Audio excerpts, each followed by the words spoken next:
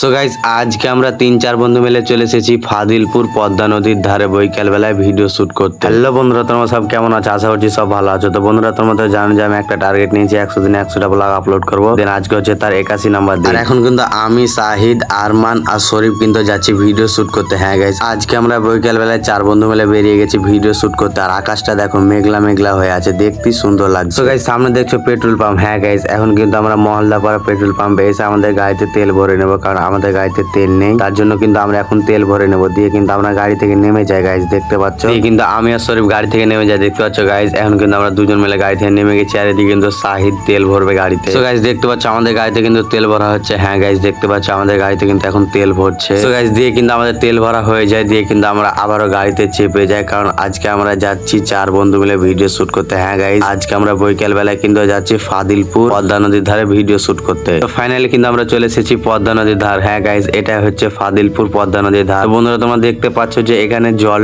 অনেকটাই কমে গেছে আর চরও পড়ে গেছে চারি সাইডে। তো গাইজ এখানে কিন্তু আমাদের গাড়িটা আমরা রেখে দেবো গাইজ, দেখতে পাচ্ছ। দিয়ে কিন্তু আমরা সবাই নেমে যাই। তো গাইজ কাছে থেকে এসে দেখো গাইজ কত সুন্দর লাগছে। হ্যাঁ গাইজ, আর এদিকে দেখো কতটা চর পড়ে গিয়েছে, নদীর জল কিন্তু অনেকটাই কমে গিয়েছে। তো গাইজ এদিকে দেখতে পাচ্ছ শরীফ কিন্তু শাহিদের ভিডিও করে দিচ্ছিল। হ্যাঁ গাইজ, শাহিদ কিন্তু সিনেমেটিক ভিডিও করে, তার জন্য শরীফ কিন্তু তার ক্যামেরাটা ধরে দিচ্ছিল গাইজ, দেখতে পাচ্ছ তোমরা। তো ফাইনালি আমাদের ভিডিও শুট করা কমপ্লিট হয়ে যায়। তো বন্ধুরা, ভিডিওটি আজকে এ পর্যন্ত। কেমন লাগলো অবশ্যই কমেন্টে জানিও। টাটা বাই বাই, দেখা হচ্ছে নেক্সট ভিডিওতে। ভালো থাকো, সুস্থ থাকো।